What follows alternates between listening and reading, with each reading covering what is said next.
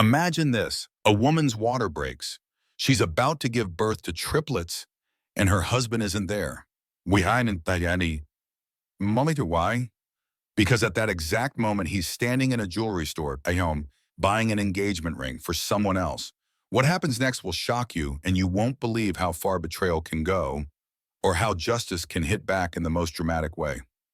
Stay with us, because in the next hour, you'll see secrets exposed, hearts broken, and a courtroom showdown that no one saw coming. If you want to catch every moment of this unbelievable story, make sure to hit that like button, drop a comment with your thoughts, share this video with your friends, and don't forget to subscribe for more jaw-dropping real-life drama.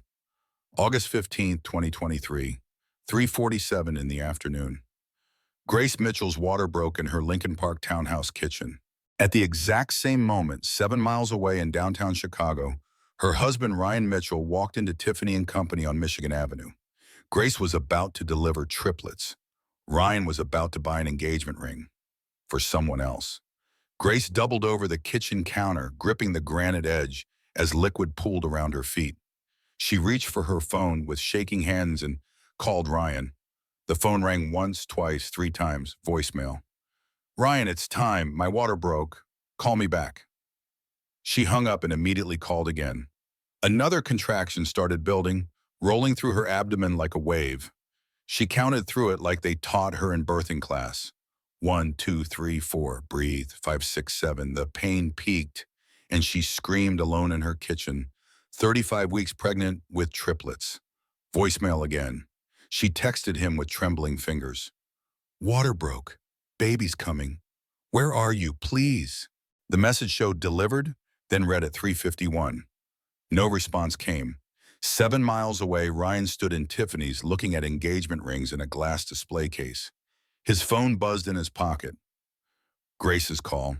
He pulled out the phone, looked at the screen, and silenced it. The phone buzzed again.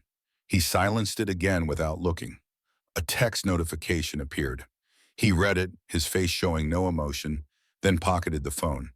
"Have you made your decision, Mr. Mitchell?" the sales associate asked. Ryan smiled. "Yes, this one. The 2.5-carat oval diamond. Can you engrave it today?" "Of course, sir. What would you like it to say?" "A C plus RM forever." Grace's best friend Jenna arrived at 3:52, letting herself in with her emergency key. She found Grace on the floor, breathing through another contraction.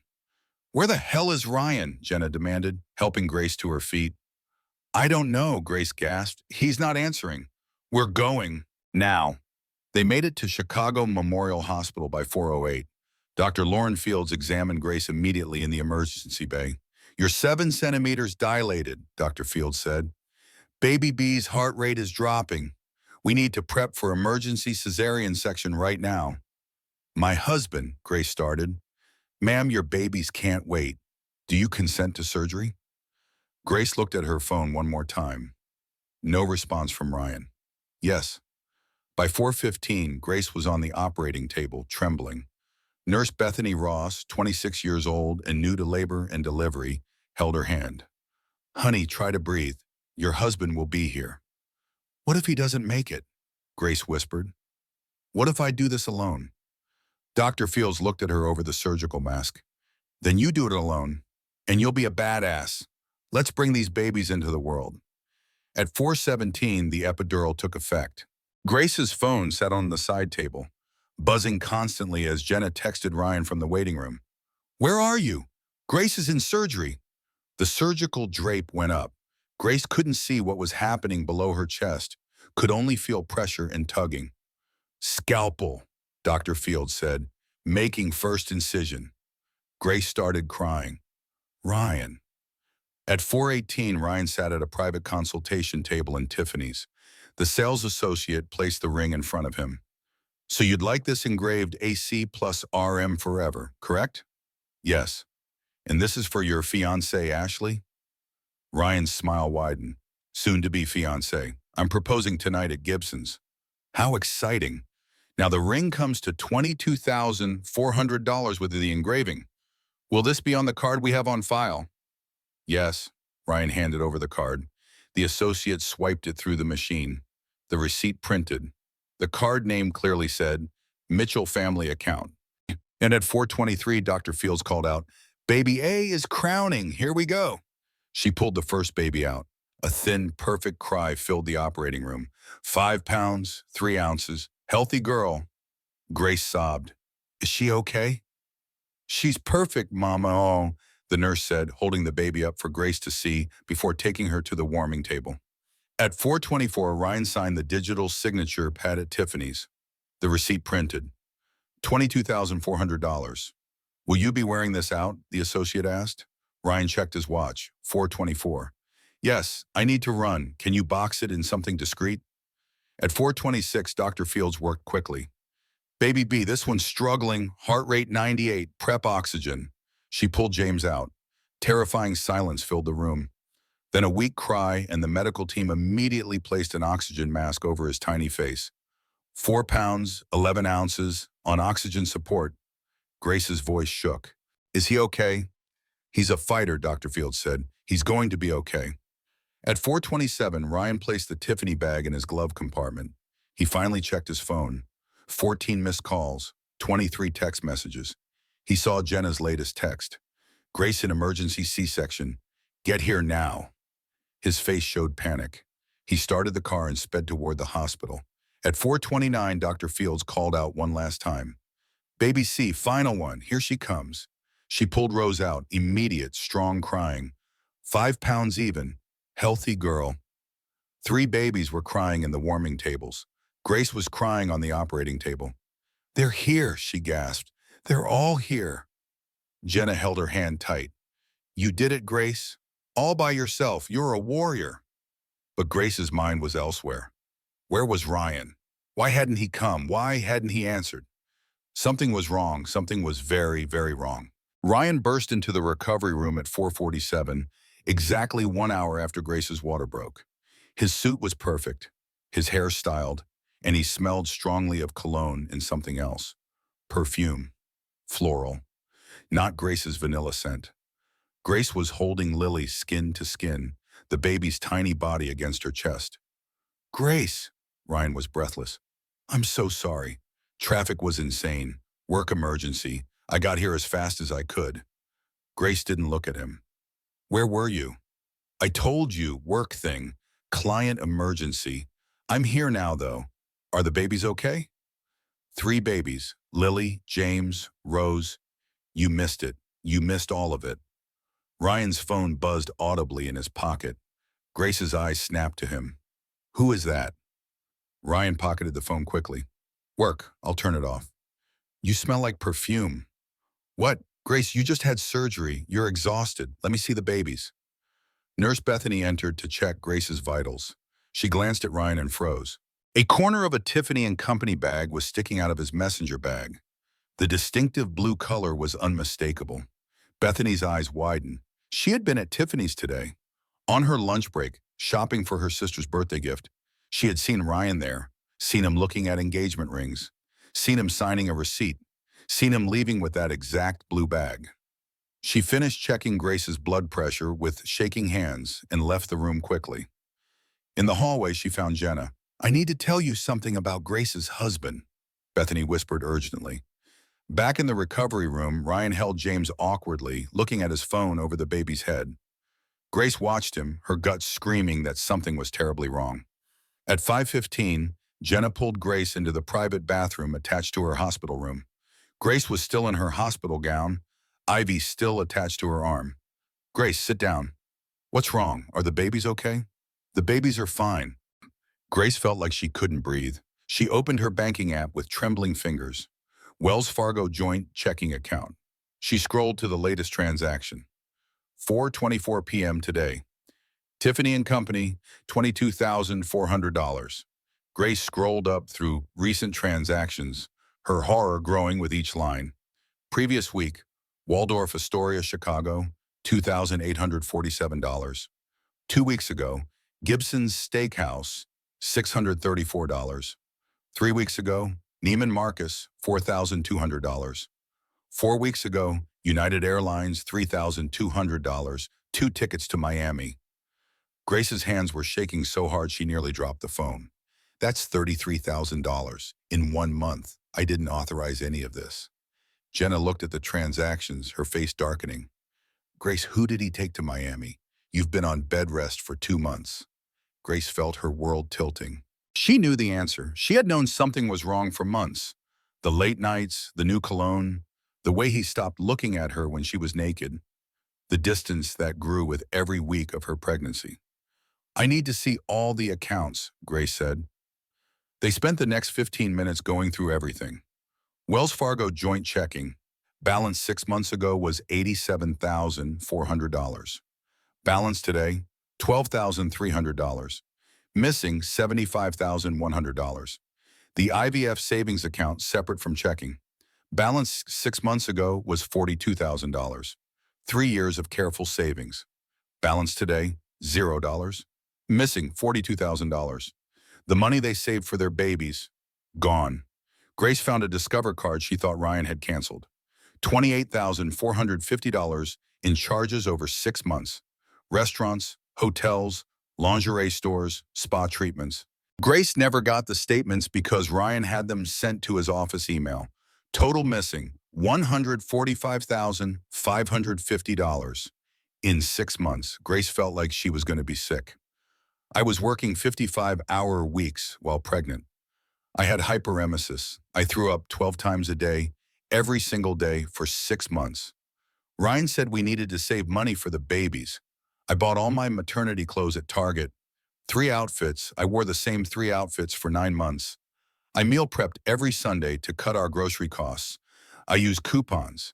I said no to everything so we could save for them. Grace started sobbing. Jenna held her while she cried. Grace, Jenna said quietly. Who is AC? Grace looked up, confused. The engraving Bethany saw on the ring. A C plus RM forever. Your initials are GM. The crying stopped. Grace went very still. Ashley Carter, she whispered. His assistant. He hired her 6 months ago. At 6:30, Grace found Ryan in the hospital cafeteria eating a sandwich and scrolling through his phone. She walked up to his table and sat down across from him. Her body still ached from surgery, but adrenaline carried her forward. Where were you today, between 3:47 and 4:47? Her voice was calm, too calm. Ryan looked up, his expression carefully neutral. I told you, work emergency. Why are you asking? Which client? What? Which client had an emergency so critical that you couldn't answer 6 phone calls while your wife was delivering triplets? Ryan's face shifted from neutral to defensive. Grace, you're exhausted. You just had major surgery.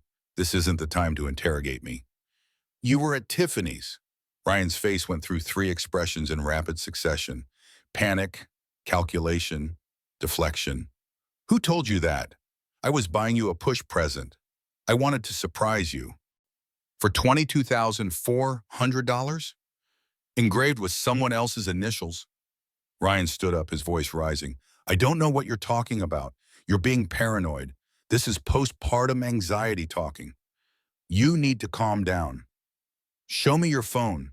This is ridiculous. Show me your phone right now. I'm not doing this. Our babies are upstairs. I'm going to see them.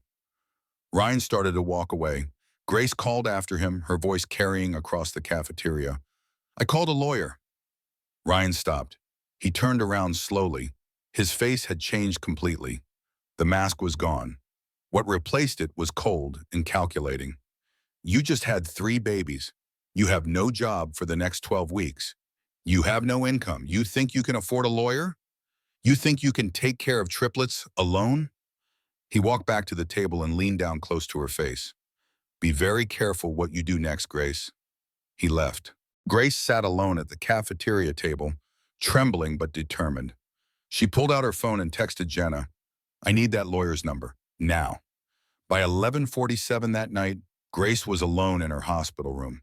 The babies were in the NICU, doing well but needing observation overnight. Ryan had gone home, saying he needed to get some rest.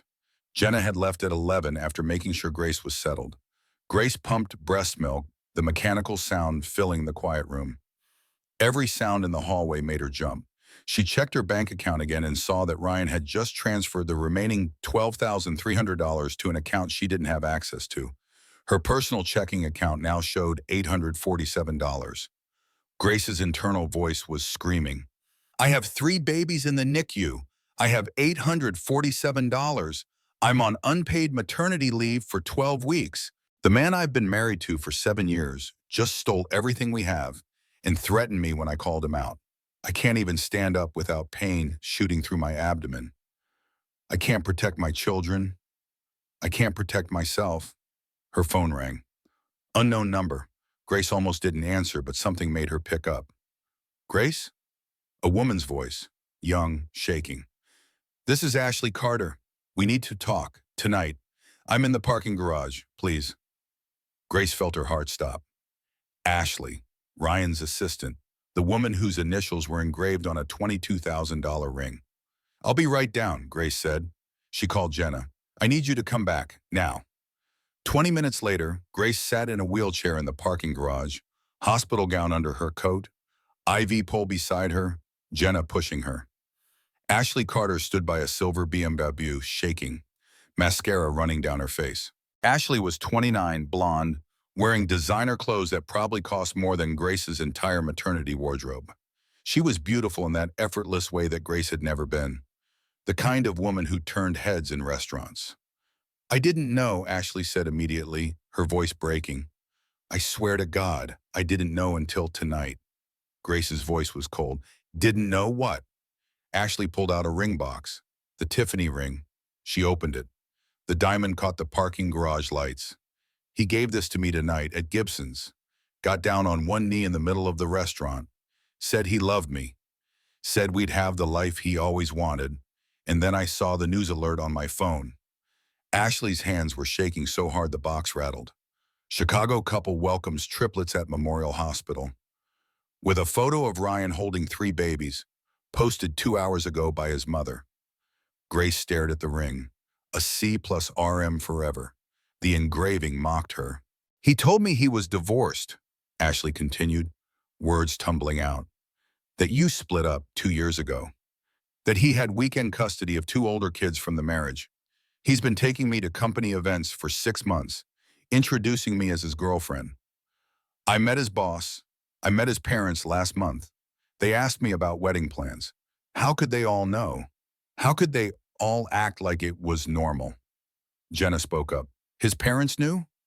I had dinner with them. His mother showed me her wedding dress, asked if I wanted to wear it." Ashley was crying harder now. "How is that possible?" "How long?" Grace asked. 6 months, since I started working for him. He spent $145,000 on you in 6 months. Ashley's face went white. "What? No. He paid for dinners, bought me some gifts, but nothing like that. What are you talking about?" Grace showed Ashley her phone, the bank statements, every transaction. Ashley scrolled through Laura's face, her face going from white to green. She saw the Waldorf charges. He said those were business trips. She saw the Miami flights. He said the company paid for our vacation. She saw the Neiman Marcus charge. He bought me a dress for a company gala. One dress. This says $4,200. The dress was $700. Where did the rest go? She saw a rent payment. $4,500 to Lincoln Park Properties. That's my apartment building. He said it was a signing bonus from the company. Ashley looked up at Grace. He's been using company money? He's been using our money, our IVF savings, money we saved for 3 years, working overtime, cutting every corner. While I was pregnant with his children, throwing up 12 times a day, he was spending our baby fund on you. There was a long silence. Ashley bent over and vomited in a trash can. When she finished, she wiped her mouth with a shaking hand. "I quit my job tonight, texted my resignation after he proposed. I thought I was starting a new life with him. I'm an idiot. Oh my God, I'm the other woman. I destroyed your marriage." Grace felt something unexpected. Not anger at Ashley, pity. "You didn't know. He lied to both of us." Ashley looked at Grace with desperate eyes. "What do we do?" Grace's voice was steel. "We bury him." It was 2 in the morning on August 16th. Grace's hospital room looked like a war room. Grace sat in the bed, still connected to her IV. Jenna sat in the visitor's chair with her laptop. Ashley Carter sat cross-legged on the floor, her designer dress wrinkled. Nurse Bethany Ross sat on the windowsill, having agreed to testify about what she saw. Four women who shouldn't have been allies, united by one man's lies. Okay, Grace said, her voice hoarse from exhaustion but determined. We need evidence he can't deny. Bethany, you saw him at Tiffany's? Yes. I took photos through the window because something felt off. A man buying an engagement ring while his wife is in labor? I thought maybe it was for you, but I had this feeling. I'm so glad I trusted it. Ashley, you have texts from him? Ashley handed over her phone without hesitation. 6 months of messages. He called me baby, talked about our future, said he loved me, said he couldn't wait to marry me. Take all of it. I don't want to see any of it again. Grace scrolled through the messages, her face impassive. Each text was another knife in her heart, but she couldn't think about that now. She needed to focus. Ryan to Ashley 3 months ago. Can't wait to marry you, baby. Just need to wait until after the babies are born. Then I'm free. Ryan to Ashley 2 months ago. Grace doesn't need to know anything. She's focused on the pregnancy. We're completely safe. Ryan to Ashley yesterday morning. Picking up your ring today? Tonight we start our real life together. Grace forwarded all the messages to her own phone, creating a backup in her email. Jenna, can you get security footage from the hospital? Already requested it. My supervisor is pulling it now. She's on our side. What about Tiffany's? That's private property. Ashley spoke up quietly. I can get it. All three women looked at her. Ryan's best friend, Kevin Harrison, owns a security company. They install cameras at all the high-end retail stores on Michigan Avenue, including Tiffany's. He gave me his business card at a company party last month, said to call if I ever needed anything. Ashley pulled the card from her purse. I think I need something. Grace looked at Ashley with new respect. Make the call. Ashley stepped into the hallway. They heard her voice, tearful but determined, explaining the situation to Kevin Harrison. When she came back, she was crying again, but she was smiling. He's sending the footage. He said Ryan tried to sleep with his wife at that same company party. He's been waiting for a chance to destroy him. Grace felt the first flicker of hope. They weren't alone. Other people had seen through Ryan's mask. What about a lawyer? Bethany asked. My cousin might be able to help, but I don't know if he does family law. I called Marcus Webb, Jenna said. He's the best family law attorney in Chicago. Took my call at midnight because I told him what happened. He's taking the case pro bono. Grace, he wants to meet with you first thing in the morning. I have $847, Grace said quietly. He doesn't care. He said, and I quote, any man who buys his mistress a ring while his wife delivers triplets deserves to be destroyed in court, and he's just the man to do it. They worked until 4 in the morning, building the case. Bank records, text messages, photos, witness statements. By the time the sun started to rise, they had a file that would make Ryan's lawyer weep. Grace finally let herself sleep at 5, but it was fitful and short. At 8, she woke up to her phone exploding with notifications. 47 missed calls, 126 text messages, Facebook notifications, 300 plus. Her hands shook as she opened Facebook. Ryan had posted at 6 in the morning. The post had his profile picture, a photo of him in a suit, smiling. The caption made Grace's blood run cold. It breaks my heart to share this, but I need support from our community. Yesterday, Grace and I welcomed 3 beautiful miracles into the world. However, Grace is suffering from severe postpartum psychosis. She's making wild accusations about me, threatening to keep me from my children, and has become verbally abusive toward me and hospital staff. I'm heartbroken and scared for her and the babies. Please keep us in your prayers as we navigate getting Grace the mental health treatment she desperately needs. Hashtag pray for Grace. Hashtag postpartum mental health.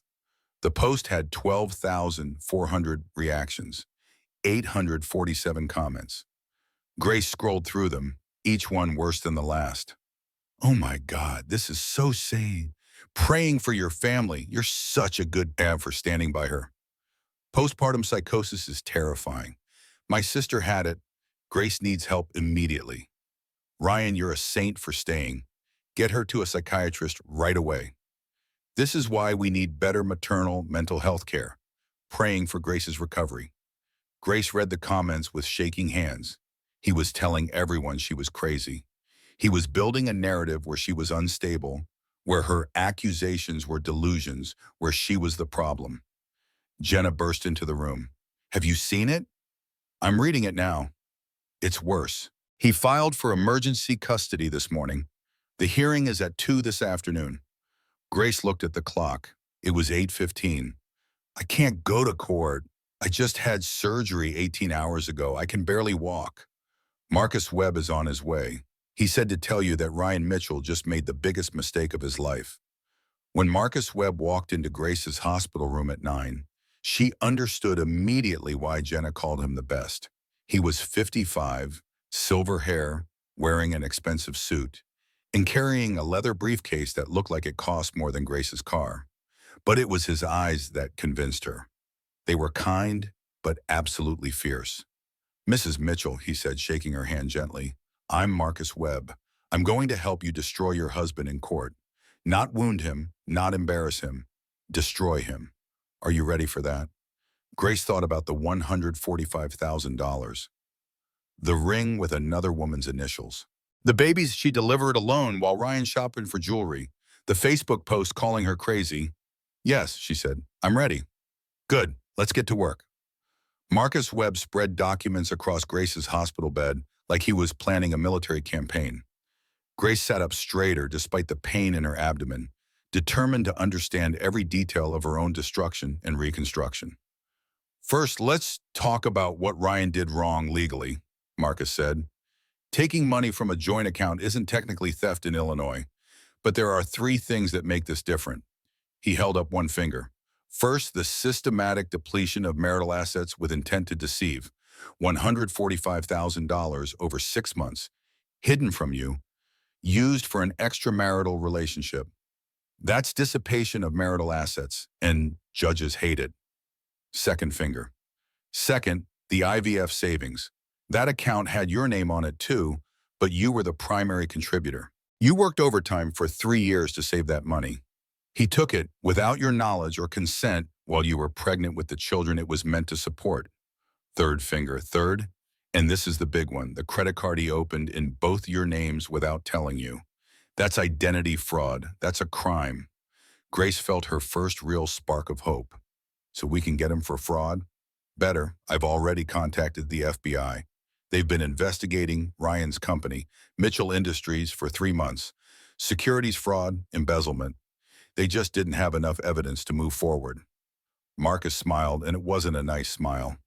Until this morning when Ashley Carter contacted them with 6 months of documentation showing Ryan using company credit cards for personal expenses, falsifying expense reports, and lying about business travel.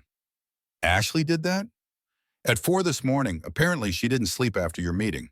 She went through every email, every receipt, every document she had access to as his assistant. The FBI is very interested in what she found. Jenna, who had been listening quietly, spoke up. So Ryan isn't just facing divorce court, he's facing federal charges?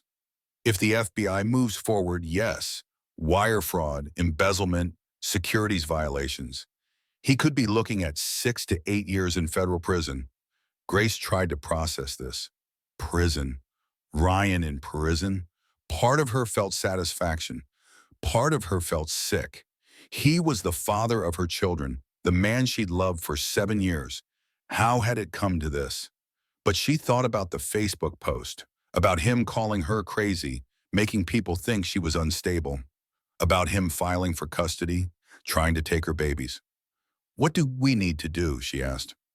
For the emergency custody hearing today, we present evidence, the bank records, the text messages, the photos, the witness statements. We show the judge that Ryan's accusations of mental instability are projection. He's the one who's unstable. He's the one who can't be trusted with the children. Will the judge believe us? Marcus looked at her seriously. Grace, you gave birth 18 hours ago, and you're sitting here, clear-eyed, rational, presenting documentation of financial fraud. Meanwhile, Ryan is posting on Facebook about your mental health and filing emergency motions. Who looks unstable? Grace nodded slowly. He was right. Now, I need to prepare you for what Ryan's lawyer will say. They're going to attack your credibility. They're going to say you're emotional, hormonal, that you can't handle stress. They're going to use your postpartum state against you. How do I fight that? By staying calm, by letting the evidence speak, and by remembering that every time they call you unstable, we have 145,000 reasons to prove them wrong. At noon, Grace was in a wheelchair in the hospital corridor, being pushed toward the elevator by Jenna. She was wearing real clothes for the first time since giving birth. Black pants, a loose top, a jacket to hide the fact that she was still bleeding, and wearing hospital-grade pads. She looked pale but determined.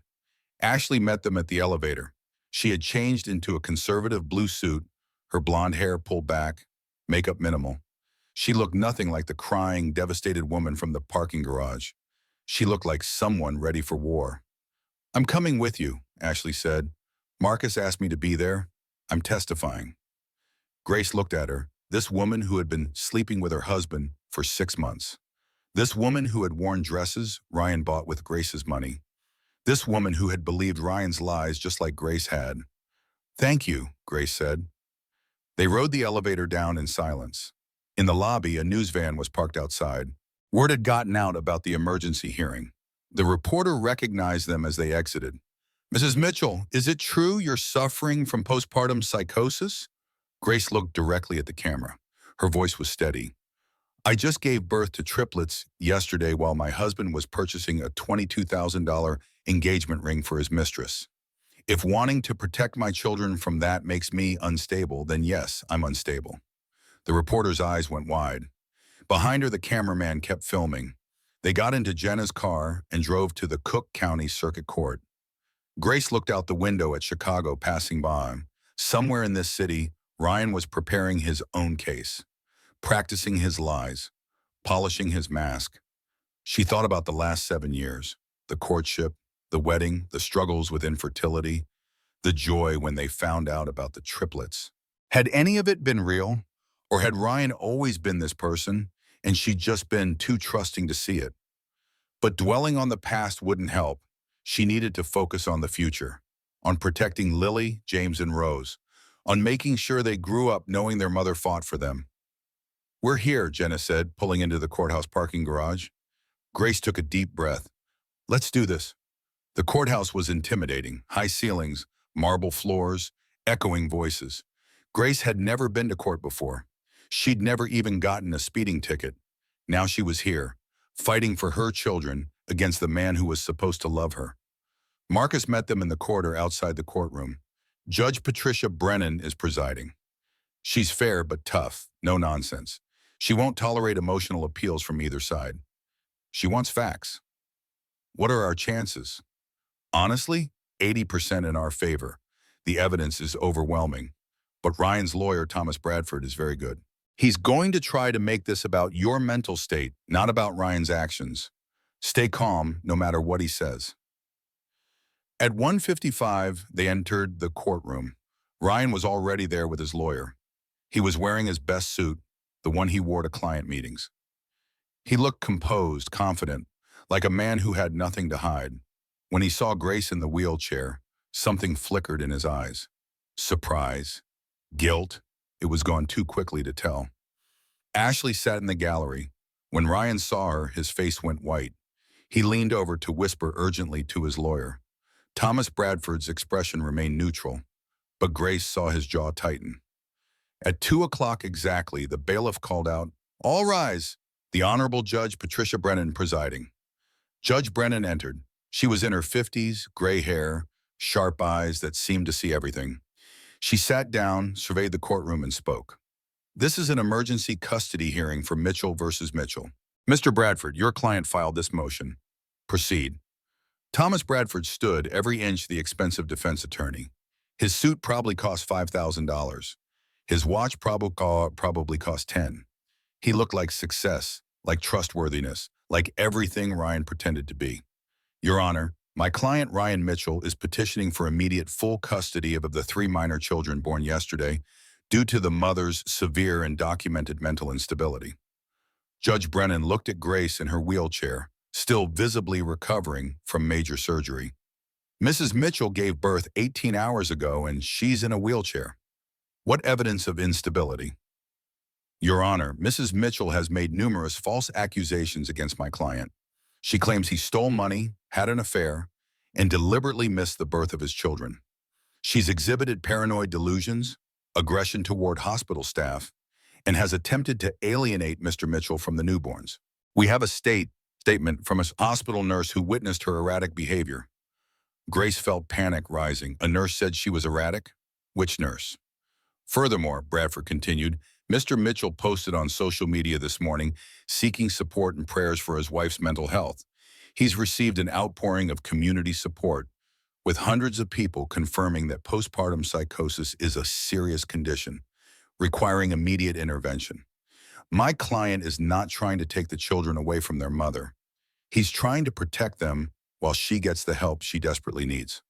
It was masterful. Bradford had taken Ryan's preemptive strike, the Facebook post designed to destroy Grace's credibility, and presented it as evidence of Ryan's concern and compassion. Judge Brennan turned to Grace. Mrs. Mitchell, are you represented? Marcus Webb stood. Marcus Webb for Mrs. Mitchell, Your Honor. Judge Brennan's eyebrows rose slightly. Marcus Webb's reputation preceded him. Mr. Webb, your response? Marcus's voice was calm, almost conversational. Your Honor, everything Mrs. Mitchell said about her husband is true, and I can prove it. The courtroom went silent. Bradford looked annoyed. Ryan's face remained carefully neutral, but Grace saw his hands clench. Marcus continued, Mr. Mitchell was not present for the birth of his children because he was at Tiffany & Company on Michigan Avenue, purchasing a $22,400 engagement ring for his mistress, Ashley Carter. I have surveillance footage, time-stamped receipts, and witness testimony. Bradford jumped up. Objection. These are desperate lies from a woman suffering from postpartum delusions.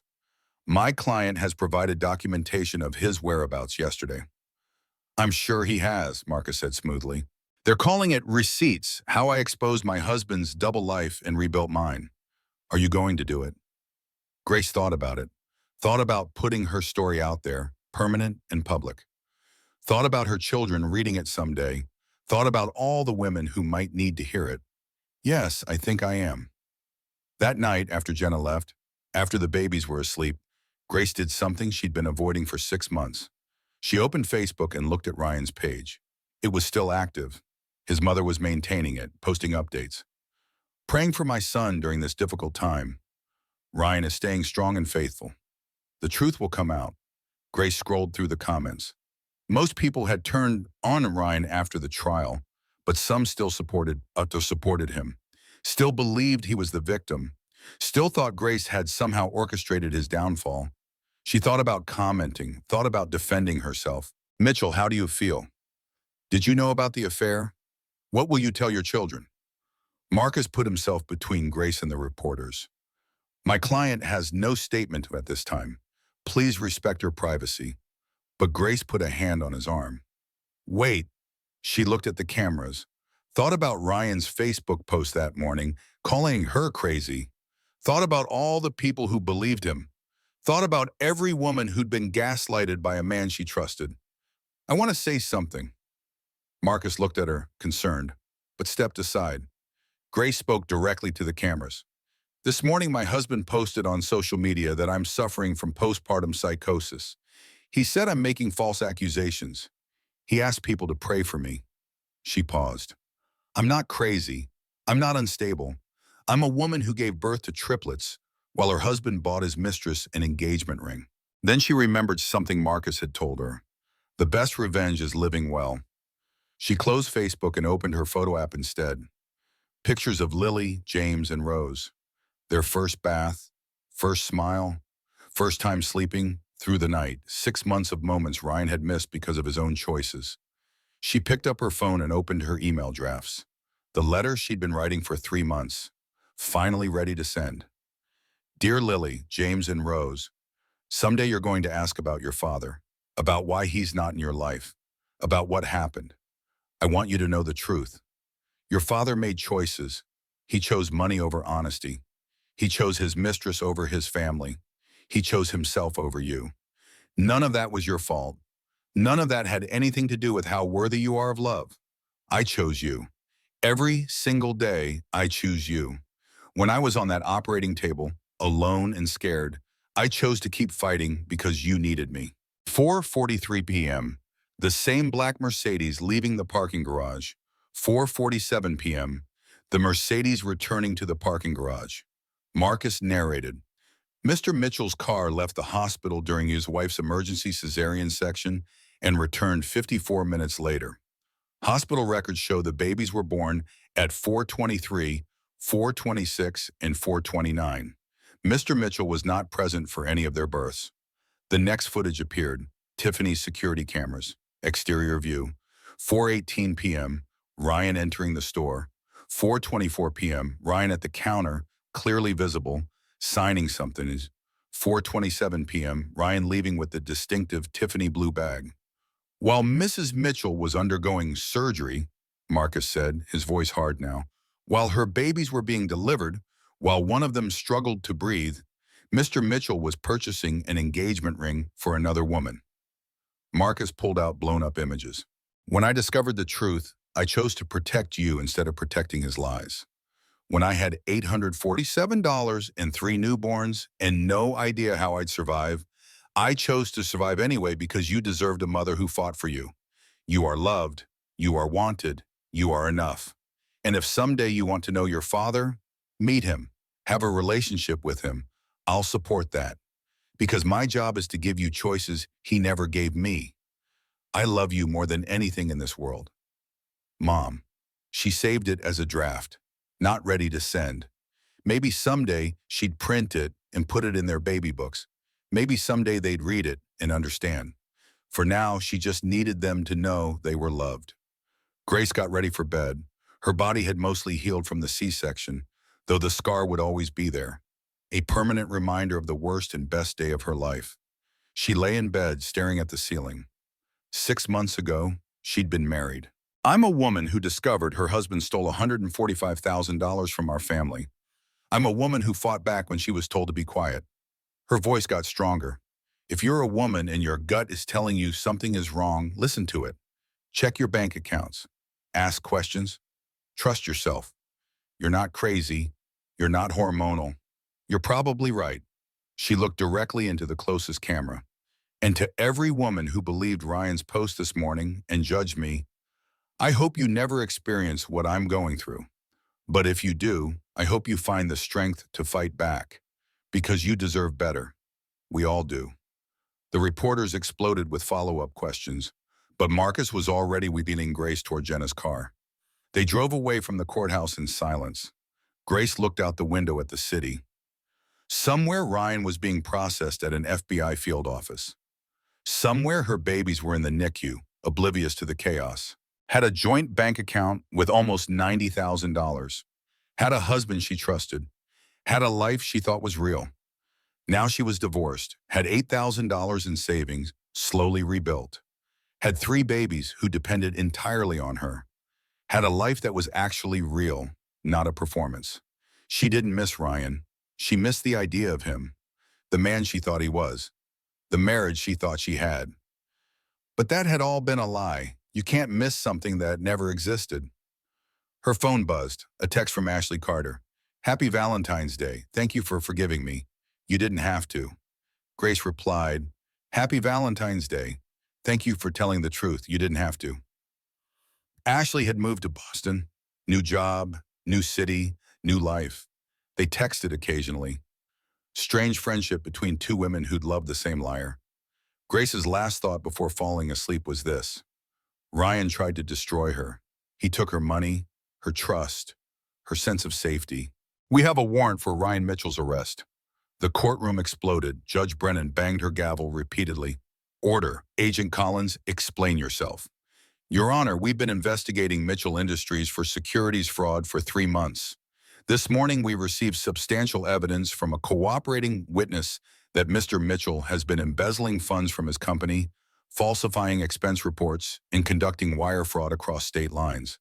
We have documentation of over $340,000 in fraudulent transactions. Agent Collins looked at the gallery where Ashley sat. The evidence was provided by Miss Ashley Carter, Mr. Mitchell's former executive assistant. Ryan jumped to his feet. This is insane. Ashley, tell them. You were with me. You knew about everything. Ashley stood, her voice clear and strong. I knew nothing. You told me the company paid for our trips. You told me you were divorced. He tried to take her children and her sanity, but he failed. She was still standing, still fighting, still building a life worth living, and that was the greatest revenge of all. Grace received the letter on a Tuesday in March. Federal Correctional Institution, Terre Haute, Indiana. Ryan's handwriting on the envelope. She stared at it for 20 minutes before opening it. Grace, I know you probably don't want to hear from me. I know I have no right to ask you for anything, but I'm asking anyway. Please let me see the babies. Even just a photo. I'm their father. I made mistakes, but I still love them. Please, Ryan. Grace read it 3 times. She thought about throwing it away, thought about writing back with all the things she wanted to say, thought about ignoring it completely. Instead, she called Marcus. He's allowed to request visitation, Marcus said, but he has no legal right to it. You have full custody. The decision is entirely yours. Somewhere her life was moving forward, whether she was ready or not. What happens now? She asked. Marcus, sitting in the back seat with her, answered. Now, Ryan's arraignment will be tomorrow. The FBI will build their case. It'll take 6 to 8 months to go to trial. In the meantime, you heal. You take care of your babies. You rebuild. And the divorce? We file tomorrow. With his arrest, with the evidence we have, he'll have no choice but to agree to your terms. Full custody, all marital assets, child support, everything. Grace nodded slowly. It felt surreal. 24 hours ago, she was in labor. Now she was divorced in everything but paperwork. Her husband was facing federal charges, and she was a single mother of 3. Can I ask you something? Ashley's voice came from the front passenger seat. Yes. Do you hate me? Grace thought about it, really thought about it. No, Ryan lied to you just like he lied to me. You're a victim too. What should I do? What do you want to do? Grace thought about it. Thought about Lily, James, and Rose growing up with questions. Thought about them someday asking why they never met their father. Thought about whether she wanted to be the reason for that. I want to talk to him, once, to decide if I ever want him near my children. 2 weeks later, Grace sat in a video call room at a facility downtown. It wasn't the prison, but it was connected to the prison system. Inmates could have video calls with family through approved facilities. Ryan appeared on screen. He was wearing an orange jumpsuit. He'd lost weight. His face was gone. He looked 10 years older than the last time she'd seen him in court. Grace, his voice cracked. Thank you for agreeing to talk to me. I'm not doing this for you. I'm doing it for them. So someday when they ask if I gave you a chance, I can honestly say yes. Ryan nodded. He looked down at his hands, then back up at the camera. This includes $42,000 from the couple's IVF savings, money Mrs. Mitchell worked overtime for 3 years to save. He spent this money on his mistress while Mrs. Mitchell was pregnant with triplets. He walked to the evidence table and picked up a thick folder. I have documentation of luxury hotels, first-class flights to Miami, designer clothing, jewelry, and 6 months of rent payments to an apartment where the mistress lives, all charged to marital accounts, all without Mrs. Mitchell's knowledge. Judge Brennan leaned forward. Mr. Webb, do you have this evidence with you? I do, Your Honor. I'd like to present it now, beginning with hospital security footage. The courtroom's projection screen came to life. The footage began playing, time-stamped and clear. 3:47 p.m., Grace doubled over at the hospital check-in desk, clearly in active labor. 3:52 p.m., Ryan's black Mercedes, license plate visible, entering the parking garage. I'm sorry. I know that doesn't mean anything. I know it doesn't fix what I did. But I'm sorry. For what specifically? For the affair, for stealing the money, for missing their birth, for everything. Grace looked at him through the screen. This man she'd loved for 7 years. This stranger who'd destroyed everything. Why? She asked. That's what I need to understand. Why? Ryan was quiet for a long time. I don't know. I wish I could give you some deep reason, some explanation that makes sense. But the truth is, I just wanted to feel like I did when we first got together. Young and exciting and like anything was possible. With you, everything became about fertility treatments and schedules and being responsible. With Ashley, I could just be fun. Grace felt anger rising. I was fighting to have your children. That's what our life became about. Having the family you said you wanted. I know, you're right. I wanted the family. But I slept with your husband. You slept with a man who told you he was divorced. That's different. Ashley was quiet for a moment.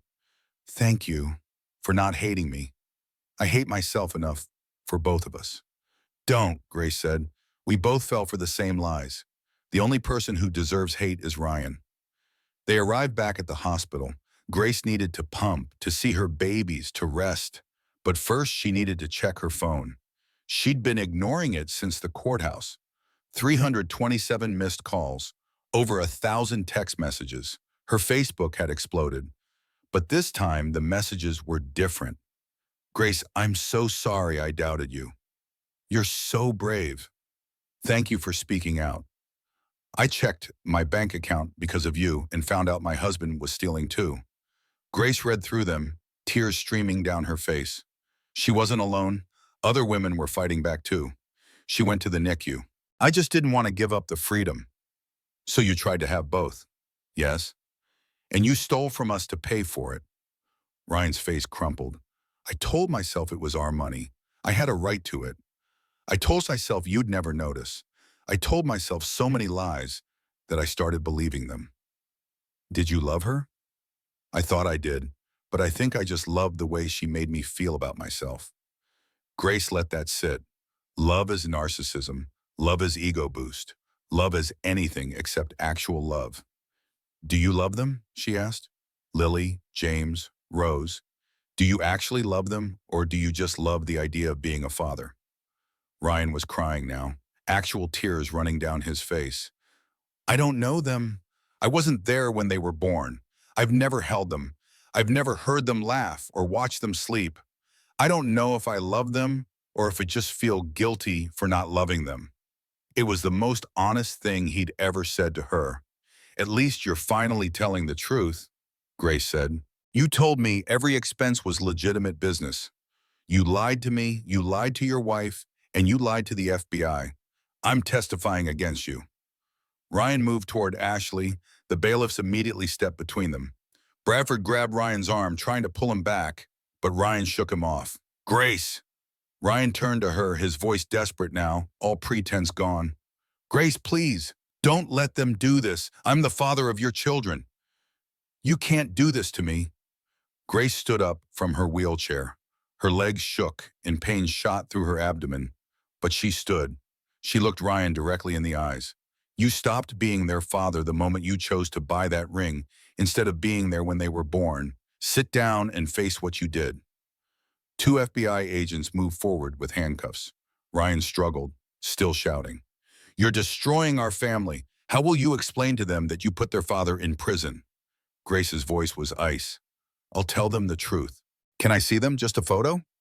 Grace had brought her phone with photos ready, but sitting here looking at Ryan's face, hearing his words, she made a decision. No. Grace, please. You said you don't know if you love them. Until you can answer that question honestly, until you can say without doubt that you love them and want to be in their lives for them and not for you, I'm not letting you near them. That's not fair. I have a right. Grace's voice went hard. You had rights. Then you signed them away when you signed that ring receipt while I was on an operating table. You signed them away when you stole our money. You signed them away when you chose yourself over them, over and over and over. Ryan put his head in his hands. When he looked up, his face was red and blotchy. What do I have to do? How do I prove I've changed? I don't know if you can. I don't know if it matters. They're 6 months old. By the time you get out of prison, they'll be 6 years old. Lily, James, and Rose were sleeping peacefully, unaware that their lives had just changed forever. Grace stood looking at them through the glass, Jenna beside her. They're so small, Grace whispered. They're fighters, like their mom. Grace thought about the next days, weeks, months, single parenthood, rebuilding her finances, explaining to her children someday why their father wasn't in their lives.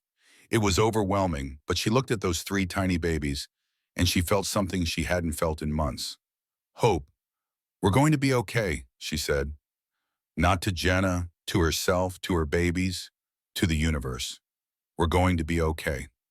February 14th, 2024, Valentine's Day. Grace Mitchell sat on the floor of her new apartment, surrounded by toys. Lily, James, and Rose, now 6 months old, were doing tummy time on a playmat. Lily had just figured out how to roll over and was very proud of herself.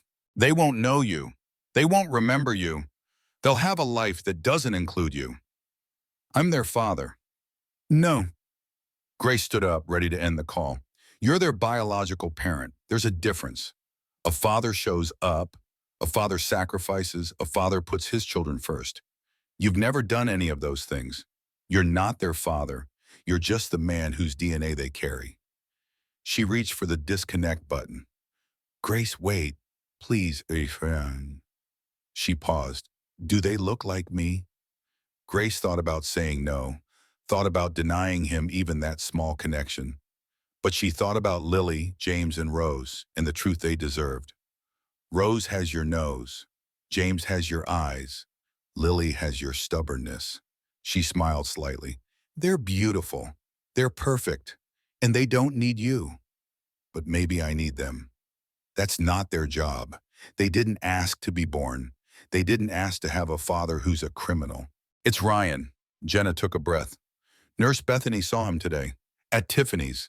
At 4 o'clock. While you were in labor. Grace's face went pale. That doesn't make sense. Maybe it was someone who looked like him. Jenna showed Grace her phone. Bethany had sent her 3 photos.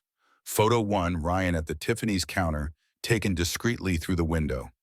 Timestamp, 4:18 p.m. Photo 2, Ryan signing a credit card receipt. Timestamp, 4:24 p.m. Photo 3, Ryan leaving with a small blue Tiffany bag.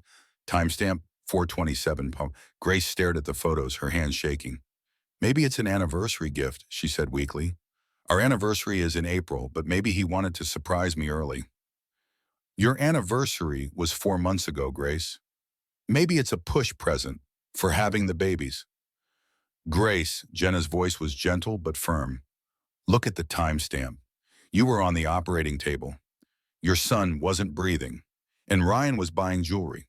Their only job is to be loved and protected and given the best life possible. And I'm going to give them that. Without you. Ryan was fully sobbing now. I lost everything. My go, my freedom, my family. I hit rock bottom. No, Grace said firmly.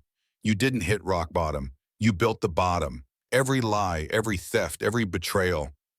You constructed your own prison long before the FBI put you in one. This isn't something that happened to you. This is something you did. She disconnected the call before he could respond. Sat in the quiet room for a few minutes, letting the conversation settle. A facilitator knocked gently. Mrs. Mitchell, are you okay? Yes, Grace said, and surprisingly she was. I'm done here. She drove home to her apartment, to Lily, James, and Rose, to the life she'd built from ruins, to the future that didn't include Ryan Mitchell. And she felt free. August 15th, 2024. 1 year exactly since the day that changed everything. This is the receipt provided by Tiffany's management. $22,400, paid with the Mitchell family account credit card. And here's the engraving specification. A C plus RM forever. He turned to Grace. Mrs. Mitchell, what are your initials? Grace's voice was steady. GMM, Grace Mitchell. And who is AC? Ashley Carter, my husband's assistant. Marcus turned back to the judge. Ashley Carter is here today, Your Honor. She's willing to testify that Mr. Mitchell gave her this ring last night, proposing marriage at Gibson's Steakhouse, and that he told her he was divorced from Mrs. Mitchell 2 years ago. Judge Brennan looked at Ryan. Her face was unreadable, but her eyes were cold. Mr. Mitchell, is this true? Did you purchase an engagement ring while your wife was giving birth? Ryan stood, his lawyer whispering urgently to him. Your Honor, I can explain. The timing was unfortunate, but yes or no, Mr. Mitchell? A long pause. Grace woke up early, before the babies. She sat on her balcony with coffee, watching the sunrise over Chicago. Her phone showed 147 text messages, all variations of happy birthday to Lily, James, and Rose. Today, her babies turned 1 year old, and Grace had survived an entire year as a single mother of triplets. The apartment was decorated with balloons and streamers. A cake from the local bakery sat in the kitchen. Presents were piled in the corner. Simple things, books, toys, clothes, nothing extravagant. Grace's financial situation was stable, but not comfortable. She was rebuilding slowly. Her book Receipts was a New York Times bestseller. The advance had helped. Her blog was now monetized, bringing in a small income. She'd been offered speaking engagements at domestic violence organizations. Life was busy, but good. Jenna arrived at 8, carrying more presents and wearing a party hat. Happy birthday to my favorite triplets. The party was small. James was the quiet one, always watching everything with serious eyes. Rose laughed at everything, a bubbly sound that made Grace smile even on her worst days. The apartment was small, 2 bedrooms, 1 bathroom, but it was theirs. The walls were painted a soft yellow. Children's books lined the shelves. Photos covered every surface.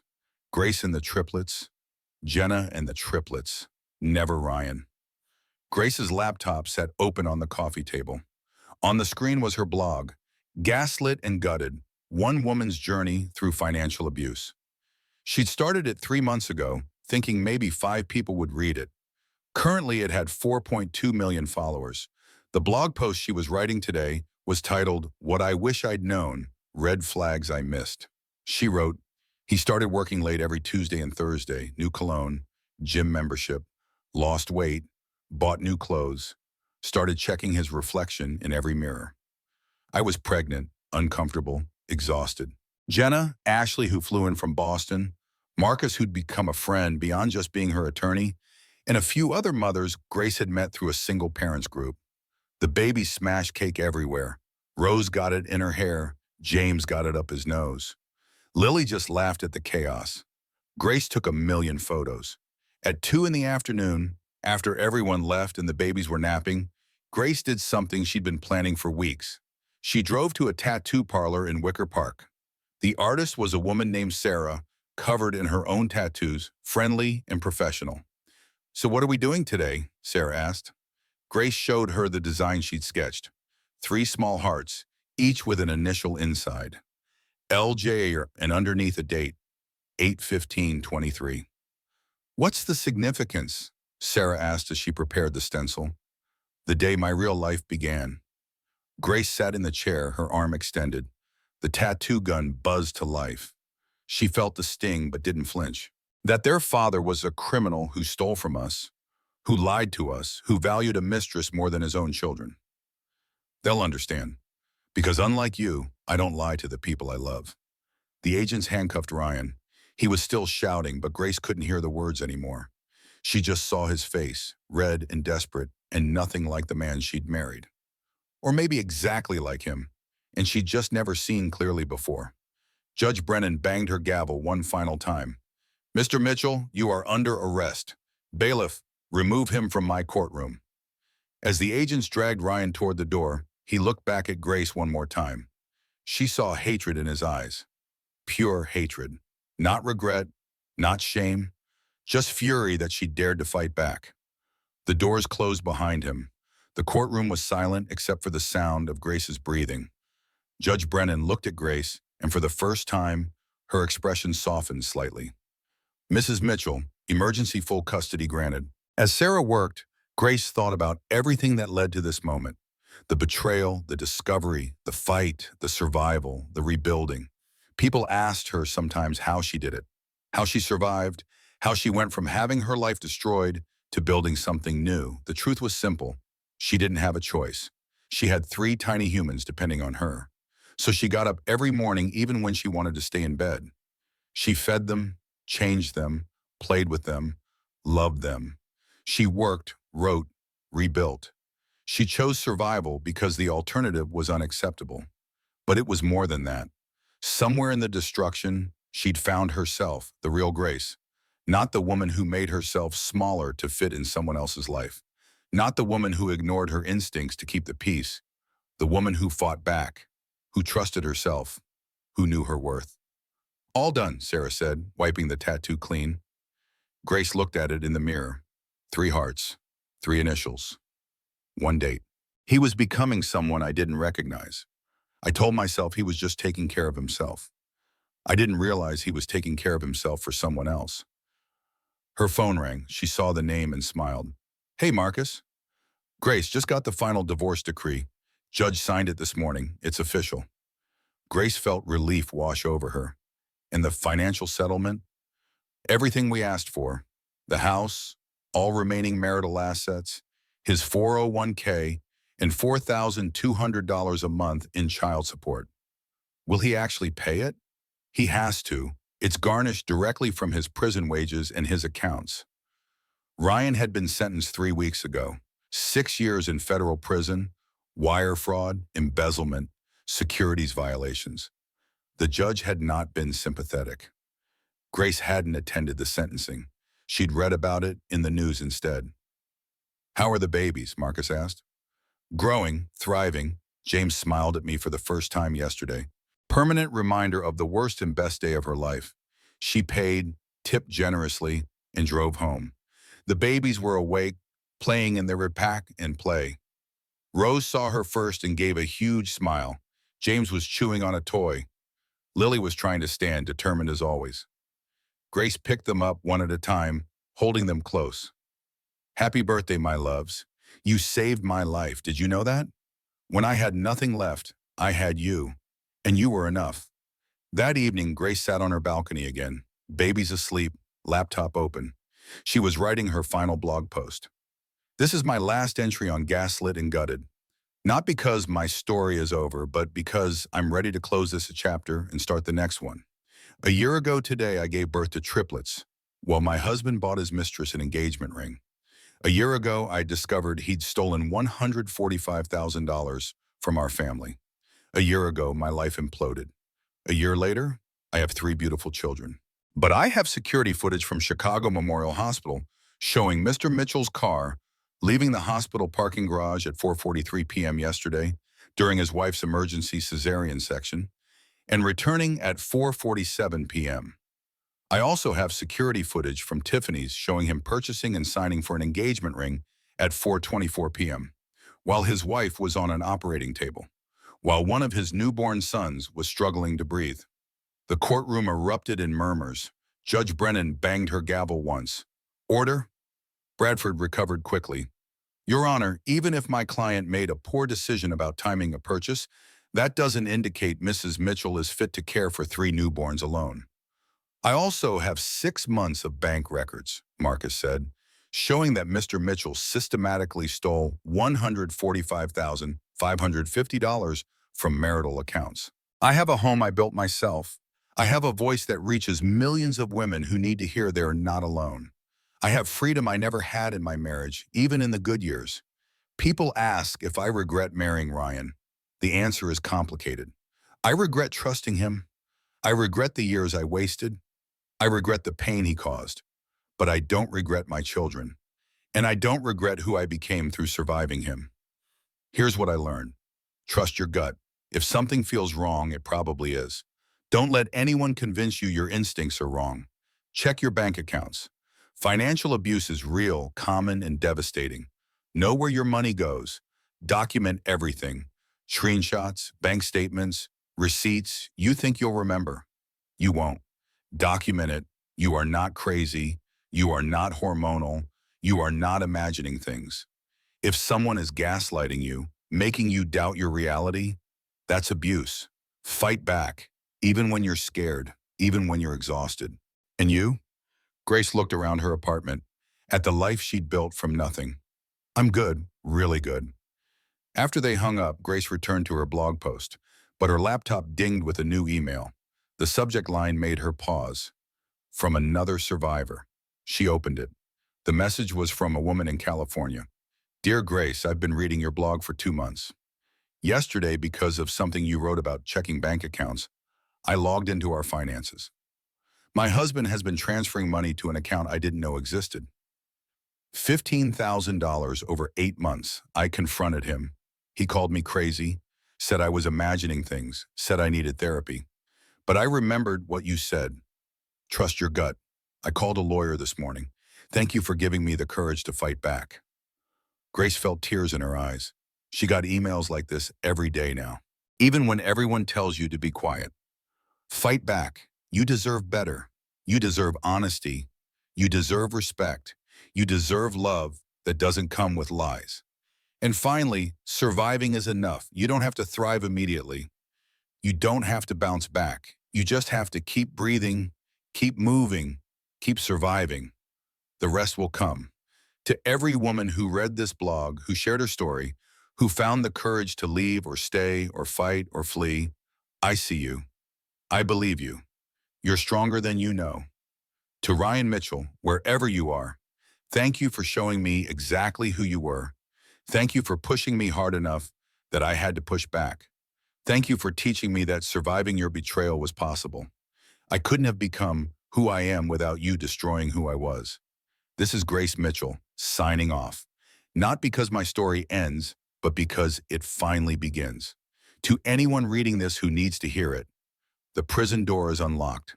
You're your own warden. All marital assets are frozen and awarded to you pending criminal proceedings. Mr. Mitchell will have 0 visitation rights while facing federal charges. This hearing is adjourned. She banged the gavel. The sound echoed through the courtroom like a gunshot. Then the courtroom erupted. People in the gallery were talking. Reporters were on their phones. Bradford was packing up his briefcase with angry, jerky movements. Grace sat back down in her wheelchair before her legs gave out. Jenna was there immediately, arms around her. Ashley stood nearby, crying quietly. Marcus Webb crouched down next to Grace's wheelchair. You did it, he said simply. It's over. But Grace was looking at the doors where Ryan had been taken. No, this is just beginning. Outside the courtroom, reporters swarmed them. Camera flashes, microphones thrust forward, voices overlapping. Mrs. But you can walk out anytime. Into the sunlight, into freedom, into whatever comes next. I did. And so can you. She posted it. Within minutes, comments flooded in. Hundreds, then thousands. Women sharing their stories, thanking her, crying, fighting back against their own Ryans. Grace closed her laptop and looked at her tattoo. 8/15/23. The date everything changed. She thought about making one more post, one final thing.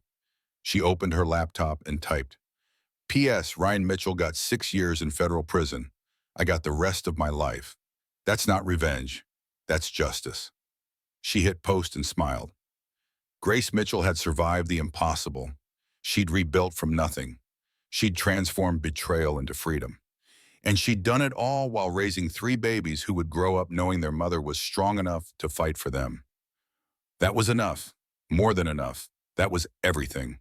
Women who read her story and found the courage to check their own accounts, ask their own questions, trust their own instincts. She replied, You're not crazy. You're not imagining anything. Document everything. Trust yourself. You deserve better. You're going to be okay. Her doorbell rang. Jenna holding a pizza and a bottle of wine. Valentine's Day dinner for 2 extremely attractive single ladies and 3 adorable babies who will probably puke on us. They ate pizza on the floor while the babies played. This was Grace's life now. Simple, honest, real. No expensive restaurants or designer clothes or luxury vacations paid for with stolen money. Just pizza and wine and friendship and 3 babies who needed her. I got offered a book deal, Grace said. Jenna's eyes went wide. What? A publisher reached out. They want me to write about everything, the affair, the financial abuse, the trial, rebuilding. She went inside, locked the door behind her, checked on her sleeping children one more time, and went to bed. Tomorrow was a new day, a new year, a new chapter, and Grace Mitchell couldn't wait to write it. Yes, Did you take $145,000 from marital accounts without your wife's knowledge? Bradford stood. Your Honor, it was a joint account. My client had legal access. Judge Brennan's voice cut through the courtroom like a knife. I asked for yes or no, Mr. Bradford. Sit down. Ryan's face had gone pale. Yes. Did you tell Ms. Ashley Carter that you were divorced? That's not relevant to answer the question. Yes. The courtroom was absolutely silent. Judge Brennan sat back in her chair, looking at Ryan like he was something unpleasant she'd found on the bottom of her shoe. Then the courtroom doors burst open. Three people in FBI windbreakers strode into the courtroom. The lead agent, a woman in her 40s with short dark hair and an expression that could cut glass, walked straight to the bench. Your Honor, I apologize for the interruption. I'm Special Agent Sarah Collins, FBI Financial Crimes Division.